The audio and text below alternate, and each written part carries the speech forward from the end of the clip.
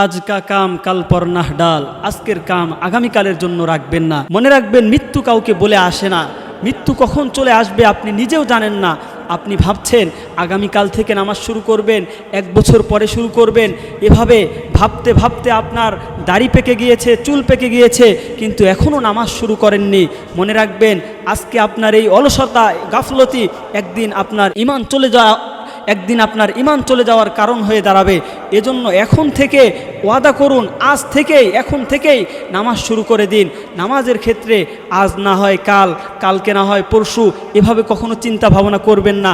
যদি এমন চিন্তা ভাবনা করেন তাহলে এক সময় মৃত্যু চলে আসবে, কিন্তু আপনি 5 ওয়াক্ত নামাজই না হয়ে কবরে যেতে হবে, আপনি ইমানদার না হয়ে কবরে যেতে হবে। এজন্য নামাজকে বাদ দিয়ে অন্য কোনো কাজে অংশগ্রহণ করব না। আগে নামাজ পড়ব, যখন মুয়াজ্জিন আজান দিবে আগে নামাজ পড়ব, পরবর্তীতে অন্যান্য কাজকে আমরা সম্পাদন করব।